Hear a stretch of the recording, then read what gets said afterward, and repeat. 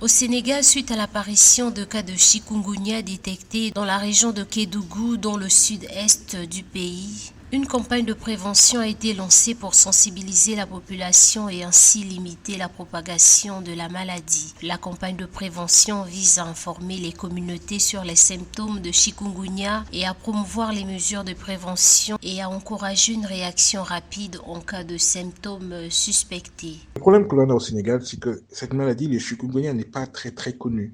Vous savez, nos populations font beaucoup d'automédication avec une connaissance empirique des maladies. Et à cause des symptômes, elles peuvent prendre cette maladie-là pour autre chose que le chikungunya, ce qui peut poser des problèmes, d'autant plus qu'il faut poser tôt le diagnostic, surtout chez les jeunes et les personnes âgées, parce que ce sont les populations les plus faibles. Les autorités sanitaires sénégalaises sont quand même fortes. Beaucoup d'années d'expérience en matière épidémiologique et la gestion du Covid-19 prouve cette expérience.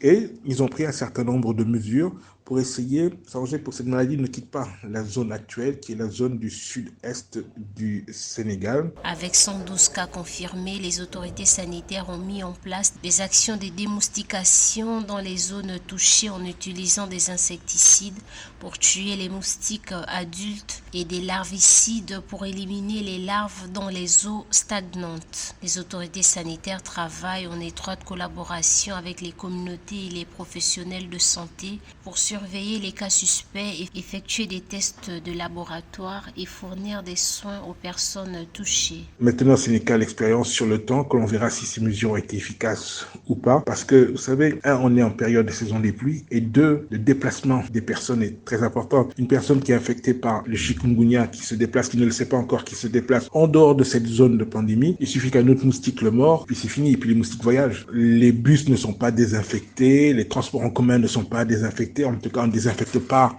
du tout les véhicules qui se déplacent, il suffit qu'il y en ait un. Et donc voilà, l'épidémie plutôt peut se retrouver en dehors de la zone actuelle. L'objectif de cette campagne est de contenir la propagation du chikungunya et de protéger les populations contre cette maladie. En sensibilisant la population et en prenant des mesures préventives, il est possible de réduire l'incidence de la maladie et de limiter son impact sur la santé publique. Il est essentiel que chacun joue un rôle actif dans la prévention du chikungunya en suivant les recommandations des autorités sanitaires et en adoptant des comportements responsables.